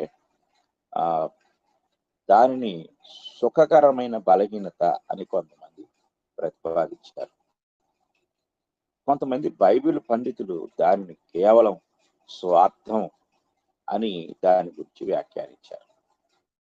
అయితే ఇప్పుడు మనం బైబిల్ దృక్పథంలో పాపం ఏంటి అనే పాయింట్ మనం చూద్దాం. బైబిల్ దృక్పథంలో పాపం అంటే, బైబిల్ దృక్పథంలో పాపాన్ని గుర్చిన ఆలోచన విధానాన్ని మనం జాగ్రత్తగా గమనించితే, ఇంగ్లీష్లో sin is missing the mark అన్నారు. మిస్సింగ్ ద మార్క్ అంటే గురి తప్పుట అని అర్థం. గురి తప్పుట. చూడండి, రోమాపత్రిక 3వ అధ్యాయము 23వ వచనం మనం మొదటిగా చదువుకున్నాం. ఆ వచనంలో అందరూ పాపం చేసి దేవుడు అనుగ్రహించే మహిమను పొందలేకపోతున్నారు అంటే, ఇక్కడ ఇది దేవుని దైవ లక్ష్యాన్ని, అంటే ఒక గురిని ప్రతి ఒక్కరూ కూడా గురి దగ్గరకు వస్తున్నారు, గురి తప్పిపోతున్నారు. ఇది చాలా జాగ్రత్తగా మనం గ్రహించాలి. కనుక బైబిల్ దృక్పథంలో గురి తప్పటం, పాపం అంటే గురి తప్పుట. ఇది గ్రీకు మూలం నుండి వచ్చిన నిర్వచనం. ఎందుకంటే ఇక్కడ రోమియులు యుద్ధాన్ని లేక యుద్ధాభ్యాసం చేసేటప్పుడు కానీ, యుద్ధంలో ఉన్నప్పుడు కానీ ఎవరైతే గురి తప్పారో వారికి గురి శిక్ష వేసేవాడు, అంటే చంపేసేవాడు. చంపటమే అంటే మిస్సింగ్ ద మార్క్, అంటే గురి తప్పటం పాపం. పాపానికి వచ్చే జీతం మరణం. అంటే గురి తప్పింది అంటే ఇంకా ఆ వ్యక్తిని చంపేయటం. కనుక మిస్సింగ్ ద మార్క్ అన్నారు. అందుకే తన యొక్క అధీనంలో ఉన్న ఆ ఖైదీలు పారిపోయారనుకొని డ్యూటీలో మిస్ అయిపోయాడు. కాబట్టి తెల్లారికి తనను చంపేస్తారు. అందుకని అపోస్తుల కార్యం 16వ అధ్యాయంలో చెరసాల నాయకుడు తన్ను తానే కత్తి దూసి చంపుకోపోయాడు. కనుక డ్యూటీలో పాయింట్ మిస్ అవడం అది రోమా చట్ట ప్రకారం నేరం. కనుక రోమీలకు రాస్తూ పౌలు గారు చెప్తున్నాడు, అందరూ పాపం చేసి, అంటే మిస్సింగ్ ద మార్క్, గురి తప్పిపోయి లక్ష్యాన్ని చేరుకోలేక పాపులు అయిపోయారు. ఇక బైబిల్ దృక్పథంలో రెండో విషయాన్ని మనం ఆలోచించినట్లయితే సిన్ ఈస్ ద ట్రాన్స్గ్రెషన్ అన్నారు. మొదటి point sin is missing the mark, గురి తప్పటం. రెండవది సిన్ ఈస్ ట్రాన్స్గ్రెషన్. ఈ ట్రాన్స్గ్రెషన్ అనే మాట యోహాను మొదటి పత్రిక 3వ అధ్యాయం 4వ వచనంలో మనకు కనపడుతుంది. 3వ అధ్యాయం 4వ వచనాన్ని మనం చదువుకున్నట్లయితే, పాపము చేయు ప్రతి వాడును ఆజ్ఞను అతిక్రమించును, ఆజ్ఞాతిక్రమమే పాపము. అంటే అతిక్రమము అనగా అంటే అతిక్రమించుట, ట్రాన్స్గ్రెషన్, హద్దు మీరుట. అంటే దేవుడు నియమించిన ఒక హద్దు ఉంది, దాన్ని మీరటమే పాపం. మనం ఇప్పుడు పాకిస్తాన్కి మనకు ఒక సరిహద్దు ఉంది, దాన్ని మీరి అవతలకు వెళ్తే దాన్ని వాళ్ళు తీవ్రమైన నేరంగా భావించి వెంటనే వారిని అరెస్ట్ చేయటం జరుగుతుంది. అలాగే అట్నుండి మన వైపు ఎవరైనా వస్తే వాళ్ళని టెర్రరిస్టులుగా లేక తీవ్రవాదులుగా పరిణమించి తీవ్రవాద చట్టానికి సంబంధించిన ఆ శిక్షలు అమలు పరచబడతాయి. మనం కూడా అంతే, దేవుడు ఇచ్చిన ఆజ్ఞను అతిక్రమించటమే పాపము. ఈ విషయాన్ని మనం చాలా జాగ్రత్తగా గమనించాలి.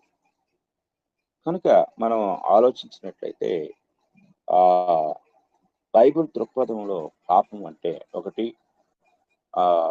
లక్ష్యాన్ని చూడకపోవటం, 2 ధర్మశాస్త్రాన్ని అతిక్రమించడం, 3 sin is bending up that which is right. అంటే పాపం అంటే సరైన దానిని వంకరగా చేయటం, అంటే తిన్నగా ఉన్న దానిని, అంటే స్కేల్ ఎంత తిన్నగా ఉంటుందో అంత తిన్నగా ఉన్న దానిని వంకరగా చేయటం అనేది ఇది మనం గ్రహించాలి. నీతి అంటే స్ట్రైట్, ఈ స్ట్రైట్ గా ఉన్నదాన్ని, తిన్నగా ఉన్నదాన్ని, వంకర లేని దాన్ని వంకరగా చేయటమే పాపం. ఇది మనం చాలా జాగ్రత్తగా గ్రహించవలసిన వారమై ఉన్నాం. 2వ సమూయేలు గ్రంథం 24వ అధ్యాయం 17వ వచనాన్ని మనం చదువుకున్నాం. 2వ సమూయేలు గ్రంథం 24వ అధ్యాయం 17వ వచనాన్ని మనం చదువుకున్నట్లయితే ఇక్కడ దావీదు మాట్లాడతాడు. దావీదు జనులను నాశనము చేసిన దూతను కనుగొని యెహోవాను ఇలా ప్రార్థించెను, చిత్తగించుము, పాపము చేసిన వాడను నేనే, దుర్మార్గముగా ప్రవర్తించిన వాడను నేనే. గొర్రెల వంటి వీరేమి చేసిరి, నన్నును నా తండ్రి ఇంటి వారిని శిక్షించుము అని ఆయన ప్రార్థన చేస్తాడు. అంటే ఇక్కడ విషయం ఏమిటి అంటే, ఆయన దావీదు పాపం చేశారు, దానికి కారణంగా ఇశ్రాయేలీయులకు శిక్ష విధించబడుతుంది. సరే, ఇక్కడ విషయం ఏమిటి మనం ఆలోచించినప్పుడు దావీదు అంటూ ఉన్నాడు ఇక్కడ, నేను వంకరగా చేశాను, అంటే దేవుని యొక్క నీతిని వంకరగా చేయటం. చూడండి, రోమాపత్రిక 1వ అధ్యాయం 18వ వచనం. రోమాపత్రిక 1వ అధ్యాయము క్రొత్త నిబంధనలోకి వెళ్తే రోమాపత్రిక 1వ అధ్యాయము 18వ వచనాన్ని మనం చదువుకుందాం. 18వ వచనంలో, దుర్నీతి చేత సత్యమును అడ్డగించు మనుషుల యొక్క సమస్త భక్తిహీనత మీదను దుర్నీతి మీదను దేవుని కోపం పరలోకము నుండి బయలుపరచబడుతున్నది. అంటే సత్యాన్ని అడ్డగించటం, దుర్నీతి అనగా వంకరగా చేయటం, దేవుని నీతిని బెండింగ్ చేయటం, వంకరగా చేయటమే దుర్నీతి. కనుక ఇక్కడ ఈ మాట మనకి ఎంతో స్పష్టంగా తెలియజేయబడుతుంది. అలాగే రోమాపత్రిక 6వ అధ్యాయంలో కూడా మనం పరిశీలించినప్పుడు 6వ అధ్యాయం 13వ వచనాన్ని మనం చదువుకున్నట్లయితే 13వ వచనం మనకి ఇలా చెప్తుంది, మరియు మీ అవయవములను దుర్నీతి సాధనములుగా పాపమునకు అప్పగింపకుడి, అయితే మృతులలో నుండి సజీవులమనుకొని మిమ్మును మీరే దేవునికి అప్పగించుకొనుడి. దుర్నీతి సాధనములుగా అనగా వంకరగా చేయటం, దేవుని నీతిని వంకరగా చేయటమే దుర్నీతి. అలాగే 2వ తెస్సలోనికీ పత్రిక 2వ అధ్యాయం 12వ వచనం కూడా చదువుకుందాం. 2వ తెస్సలోనికీ పత్రిక 2వ అధ్యాయం 12వ వచనం.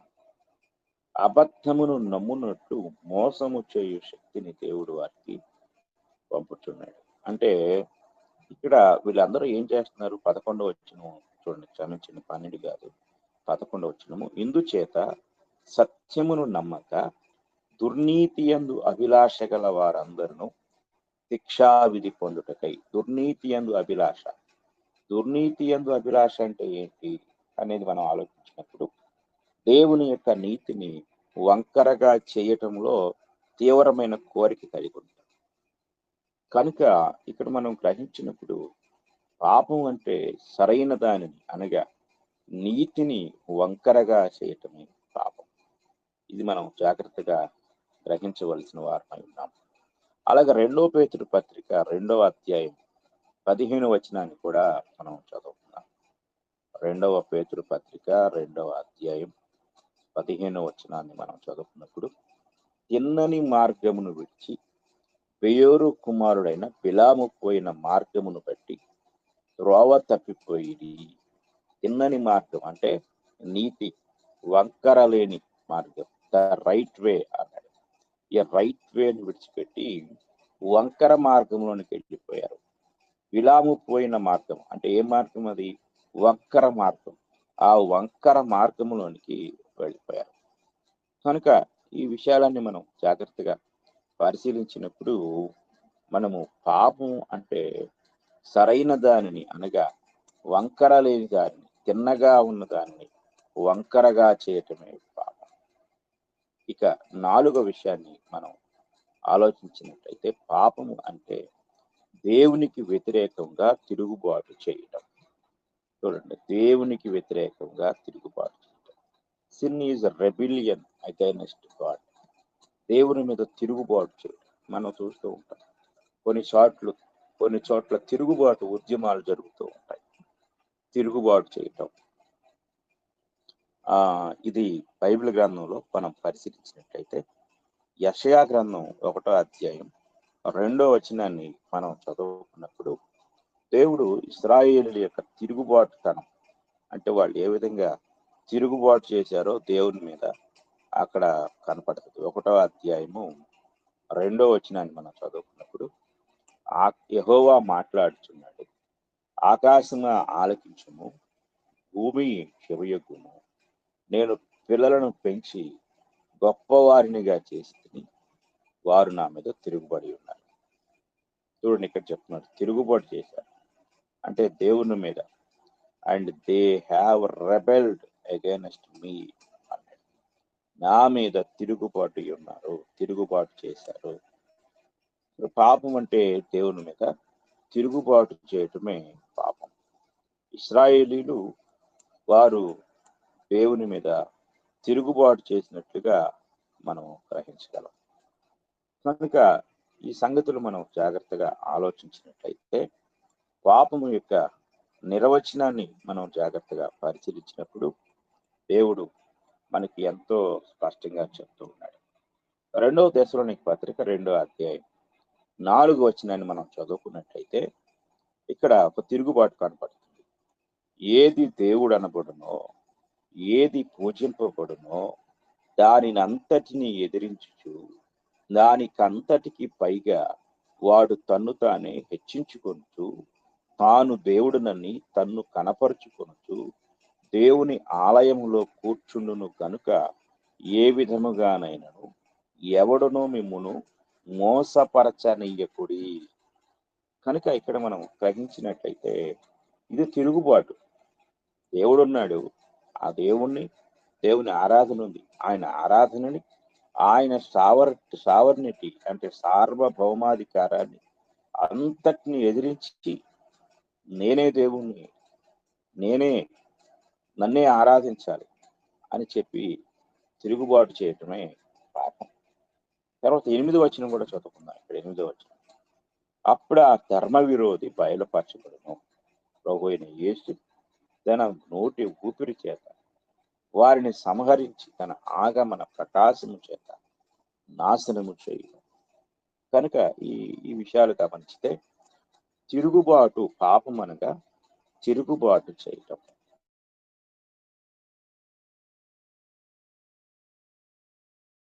వేరుగా తిరుగుబాటు చేయటమే పాపం. ఇక 5వ విషయాన్ని మనం ఆలోచించినట్లయితే రుణం.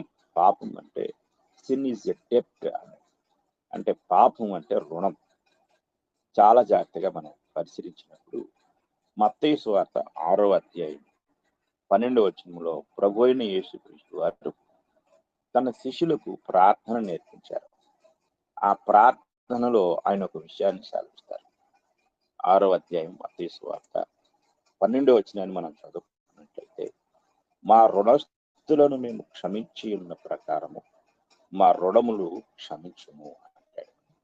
And forgive us our debts as we forgive our debtors అంటాడు.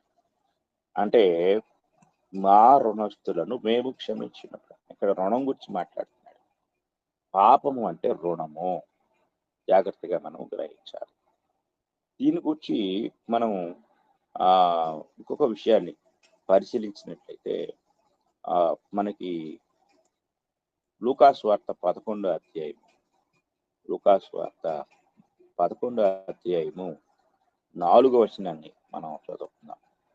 లూకాసు వార్త 11వ అధ్యాయము 4వ వచనాన్ని మనం చదువుకున్నట్లయితే అక్కడ ఈ మాట కనపడుతుంది, మేము మా కచ్చి ఉన్న ప్రతి వారిని క్షమించుచున్నాము గనుక మా పాపములను క్షమించుము.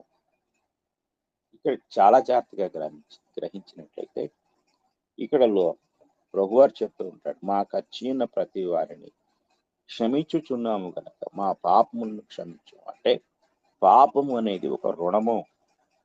ఆ రుణము తీర్చబడలేని రుణము. కనుక ఆ యొక్క రుణాలు అంటే ఎవరు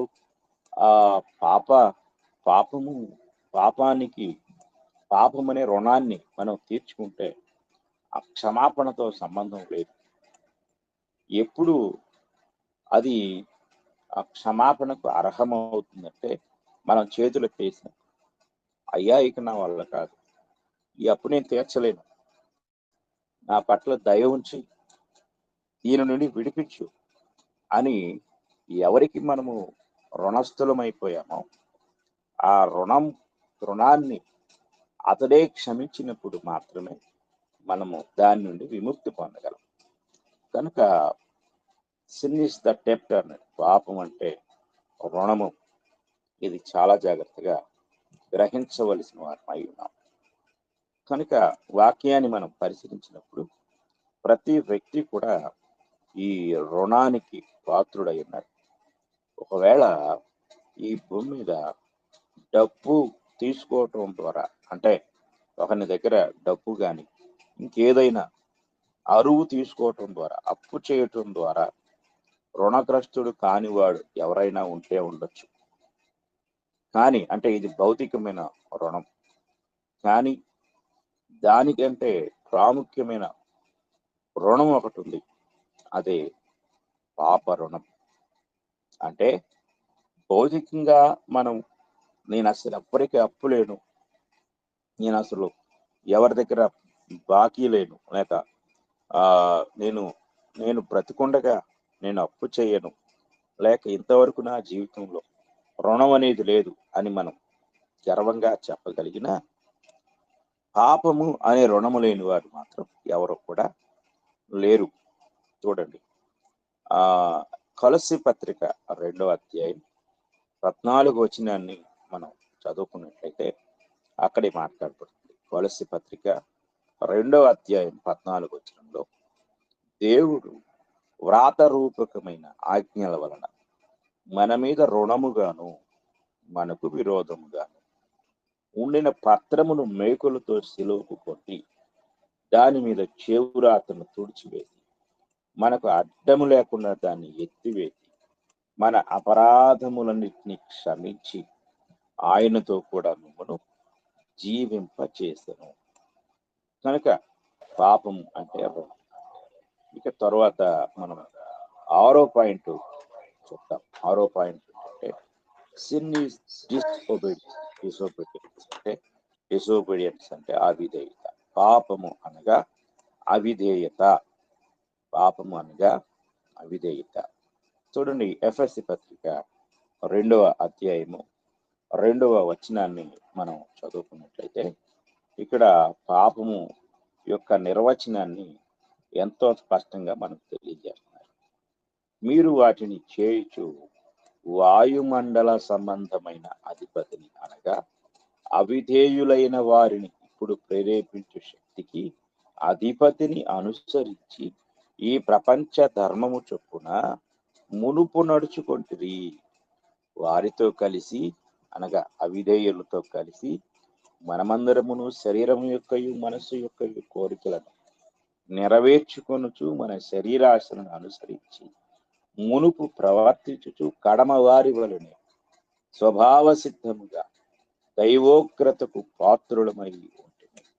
ఇది చాలా జాగ్రత్తగా మనం గ్రహించాలి. కనుక పాపము అంటే అవిధేయత. ఈరోజు లోకములో ఎంతో మంది పాపులుగా మారటానికి కారణం దేవుని చట్టానికి లేక దేవుని యొక్క వాక్యానికి లేక దేవుని యొక్క సువార్తకు అవిధేయులుగా మారటమే. కనుక ఎప్పుడైతే మనుషులు దేవుని యొక్క సువార్తకు విధేయత చూపకుండా ఉంటున్నారో వారందరూ పాపులైపోయారు అనే సత్యాన్ని మనం చాలా జాగ్రత్తగా గ్రహించవలసిన వారమై ఉన్నాం. తర్వాత మనం ఆలోచించినట్లయితే 5వ అధ్యాయం ఎఫెసీ పత్రిక 5వ అధ్యాయం 6వ వచనం మనం చదువుకుందాం. వ్యర్థమైన మాటల వలన ఎవడునూ మిమ్మల్ని మోసపరచనీయకుడి. ఇట్టి క్రియల వలన దేవుని ఉగ్రత అవిధేయులైన వారి మీదికి వచ్చును అన్నది. కనుక మనం ఆలోచించినప్పుడు పాపము అంటే అవిధేయత అనే సత్యాన్ని మనం గ్రహించాలి. ఇంకా ఎవరైతే పాప రుణము నుండి విముక్తులవ్వడానికి సువార్త సత్యానికి లోబడకుండా ఇంకా అవిధేయులుగానే ఉంటే వారందరూ కూడా దేవుని ఉగ్రత కింద నిలిచి ఉన్నారు. వాక్యం వింటున్న వారిలో ఎవరైనా సరే మీరు ఇంకా సువార్తకు లోబడకపోతే క్రీస్తు ప్రభు యొక్క సువార్తను అంగీకరించకుండా ఆ సువార్త ద్వారా దేవుడు ప్రతిపాదించిన రక్షణను గ్రహించకుండా ఉంటున్నారో వారందరూ కూడా దేవుని ఉగ్రత కింద ఉన్నారు. ఏదో ఒక దినాన దేవుని ఉగ్రత మీ మీదకి వస్తుంది. మీరు ఆ ఉగ్రతను నుండి విడిపించబడాలి అంటే మీరు దేవుని యొక్క ధర్మశాస్త్రము అనగా దేవుని యొక్క సువార్తకు దేవుని యొక్క చట్టానికి లోబడి ఆ చట్టము యొక్క ఆజ్ఞను నెరవేర్చుట ద్వారా క్రీస్తునందు విశ్వాసం ఉంచుట ద్వారా సువార్తకు విధేయులవుట ద్వారా విడుదల పొందగలం. చాలా జాగ్రత్తగా గ్రహించాలి. అంటే ఇంకా ఎవరైతే అవిధేయులుగా ఉన్నారో వారు తీవ్రమైన దేవుని కోపం కింద ఉన్నారు, దేవుని ఉగ్రత కింద ఉన్నారు. కనుక ఇంతటి ప్రమాదకరమైన పరిస్థితిలో ఉన్నవారందరూ కూడా జాగ్రత్తగా వారు వాక్యానికి లోబడి ఎంత త్వరగా దేవునికి విధేయులవుతారో అంత త్వరగా వారు దేవుని యొక్క కృపను పొందుకుంటారు. యోహాను సువార్త 3వ అధ్యాయం 36వ వచనాన్ని మనం చదువుకుంటే ఇక్కడ ఆ విషయం మనకి బోధపడుతుంది. చూడండి, కుమారుని యందు విశ్వాసం ఉంచువాడే నిత్య జీవము గలవాడు, కుమారునికి విధేయుడు కానివాడు జీవము చూడడు గాని దేవుని ఉగ్రత వారి మీద నిలిచి ఉండదు. కుమారుని యందు విశ్వాసం ఉంచువాడు నిత్య జీవము గలవాడు, కుమారునికి విధేయుడు కానివాడు జీవము చూడడు. అంటే విధేయుడు అయ్యేవాడు నిత్య జీవానికి పాత్రుడు, విధేయుడు కానివాడు దేవుని ఉగ్రతకు పాత్రుడు. కనుక వాక్యాన్ని మనం జాగ్రత్తగా గమనించినట్లయితే పాపము అంటే ఏమిటి అంటే అవిధేయత. ఈ 7వ విషయాన్ని నేను మీకు తెలియజేస్తాను. 7వ విషయం ఏమిటి అనేది మనం ఆలోచించినప్పుడు, పాపము అంటే దేవుని ఆవశ్యకత నుండి తప్పిపోవడం. Sin is a deviation from God's requirement. Deviation అన్నమాట. అంటే ఇది ఒక అపరాధం, ఒక పతనం, అంటే పడిపోవడం. పాపం ఎల్లప్పుడూ హాని చేసే పతనమే. ఇది చాలా జాగ్రత్తగా గ్రహించాలి. మత్తయి సువార్త 6వ అధ్యాయం 14వ వచనంలో ప్రభువు నేర్పిన ప్రార్థన మనం చాలా జాగ్రత్తగా గమనించినట్లయితే మత్తయి సువార్త 6వ అధ్యాయము 14వ వచనంలో ఈ మాట మనకు కనపడుతుంది. మనుషుల అపరాధములను మీరు క్షమించిన యెడల మీ పరలోకపు తండ్రియు మీ అపరాధములను క్షమించను. ఇక్కడ అపరాధము అనే మాట మనకి కనపడుతుంది. అంటే ప్రతి అపరాధం అనేది ఒక పతనం, పడిపోవటం. అంటే మనిషి ఒక ఎత్తైన స్థలం నుండి లోతైన లోయలోనికి పడిపోయే పతనకరమైన పరిస్థితే ఈ యొక్క అపరాధం. చాలా జాగ్రత్తగా మనం గ్రహించాలి. గలతీ పత్రిక 6వ అధ్యాయం 1వ వచనాన్ని కూడా మనం చదువుకుందాం. గలతీ పత్రిక 6వ అధ్యాయము 1వ వచనాన్ని కూడా మనం చదువుకుందాం. సహోదరులారా, ఒకడు ఏ తప్పిదములోనైనను చిక్కుకుని యెడల ఆత్మ సంబంధులైన మీలో ప్రతివాడు తానును శోధింపబడుతునేమో అని తన విషయమై చూచుకొనుచు సాత్వికమైన మనసుతో అట్టి వారిని మంచి దారిలోనికి తీసుకొని రావలను. ఇక్కడ చాలా జాగ్రత్తగా మనం గ్రహించాలి. అంటే ఇక్కడ మనం ఈ పాయింట్ ఆలోచించినప్పుడు తప్పిదములో చిక్కుకోవటం, అంటే పాపము అంటే తప్పిదములో చిక్కుకోవటం. అంటే ఇందులో ఒక మాట ఏముంది అంటే ఇంగ్లీష్లో ఫాలింగ్ అన్నాడు, అంటే పడిపోవడం. తప్పిదములో చిక్కుకోవటం అంటే పడిపోవడం. కనుక ఈ యొక్క ప్రమాదకరమైన పరిస్థితి నుండి మనము విమోచించబడవలసిన వారమై ఉన్నాం. అలాగే రోమీయులకు రాసిన పత్రిక 5వ అధ్యాయం 15వ వచనాన్ని కూడా మనం చదువుకుందాం. రోమీయులకు రాసిన పత్రిక 5వ అధ్యాయము 15వ వచనాన్ని మనం చదువుకున్నట్లయితే, అయితే అపరాధము కలిగినట్లు కృపావరము కలుగలేదు. ఎట్లనగా ఒకని అపరాధము వలన అనేకులు చనిపోయిన యెడల మరి ఎక్కువగా దేవుని కృపయు యేసుక్రీస్తును ఒక మనుషుని కృపచేతనైన దానమును అనేకులకు విస్తరించారు. ఇక్కడ అపరాధము అంటున్నాడు. పాపము అంటే అపరాధము, పడిపోవటం, చిక్కుకొని పోవటం, ఇవన్నీ కూడా ఇందులో మనకి కనపడుతూ ఉంటాయి. కనుక ప్రియమైన వారలారా, బైబిలు పాపాన్ని గురించి ఏం తెలియజేసింది అనే విషయాన్ని జాగ్రత్తగా మనం ఆలోచించినట్లయితే ఇక్కడ పాపమును గుర్చిన కొన్ని సంగతులు మనకి ఎంతో స్పష్టంగా చెప్పబడతా ఉన్నాయి. కనుక ఈరోజు మనం 7 విషయాలు తెలుసుకున్నాం. బైబిల్ దృక్పథంలో పాపం అంటే ఏంటో, మిగిలిన విషయాలను దేవుని చిత్తమైతే రేపటి దినము మనం ధ్యానిద్దాం. కనుక క్రైస్తవులంగా, దేవుని పిల్లలముగా పాపమును గూర్చిన గ్రహింపు, అవగాహన కలిగి పాపం విషయంలో జాగ్రత్తగా ఉండటం చాలా ప్రాముఖ్యమైన విషయం. కనుక విశ్వాసులంగా పాపమును గూర్చిన జ్ఞానాన్ని, గ్రహింపుని ప్రతి ఒక్కరూ కలిగి ఉండాలని, దాని నుండి తప్పించబడి నీతి మార్గము అనగా వంకరలో నుండి తిన్నని మార్గంలోనికి రావాలని ప్రతి ఒక్కరిని కూడా నేను ప్రేమపూర్వకంగా కోరుకుంటూ, అట్టి కృప దేవుడు మనకు అనుగ్రహించాలని నేను కోరుకుంటూ ఈ మాటలు ముగిస్తూ ఉన్నాను. ఇంతవరకు శ్రద్ధతో విన్న మీ అందరికీ నా హృదయపూర్వకమైన వందనములు తెలియజేస్తూ ఉన్నాను.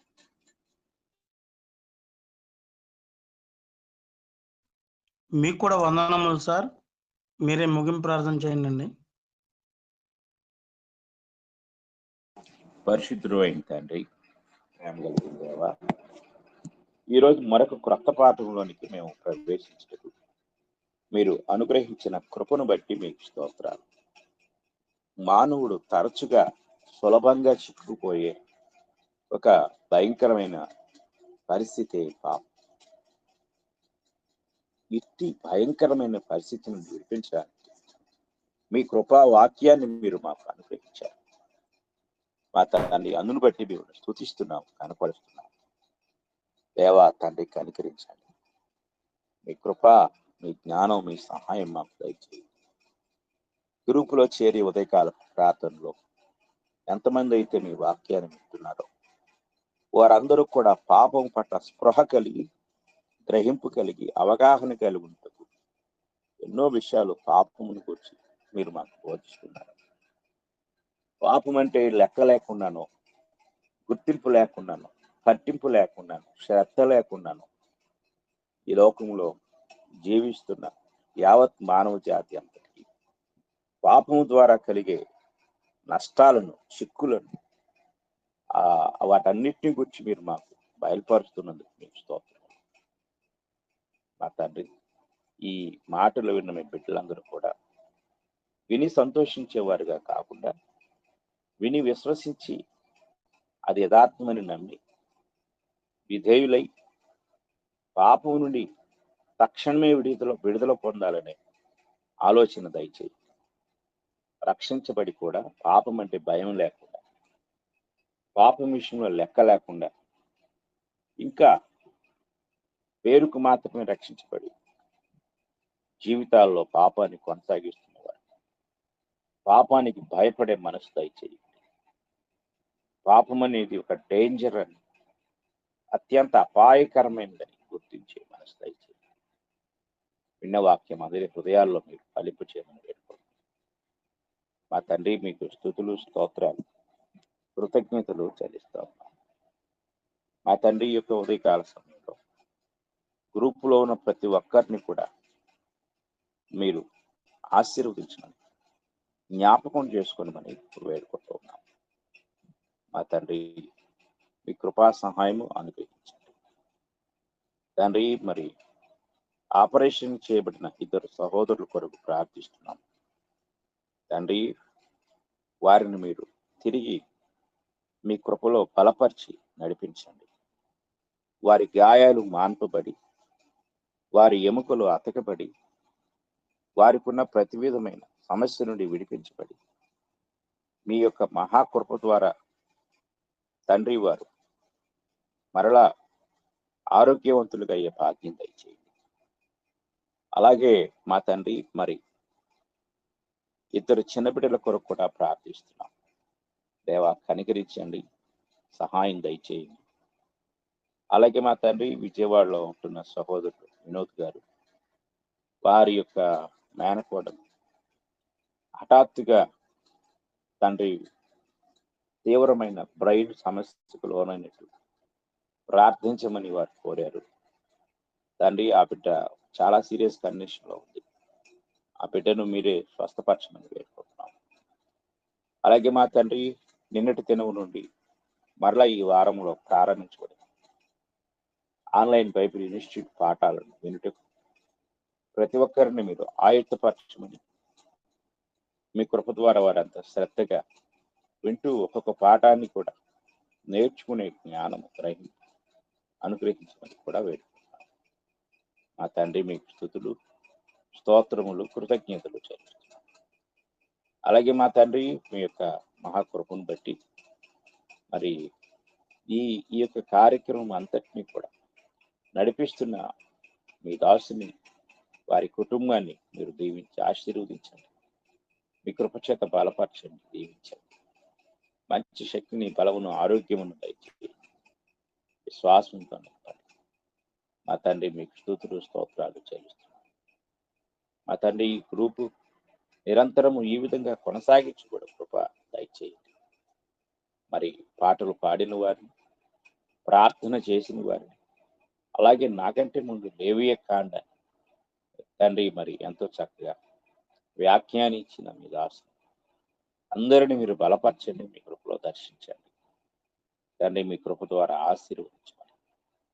ఈ గ్రూప్ అంతటి విషయంలో మీ కృపా సహాయాన్ని కోరుకుంటూ ఈ ప్రార్థన మా ప్రభు అయిన యేసుక్రీస్తు వారి పరిశుద్ధ నామములు అడిగి వేడుకుంటున్నాం తండ్రి. ఆమేన్.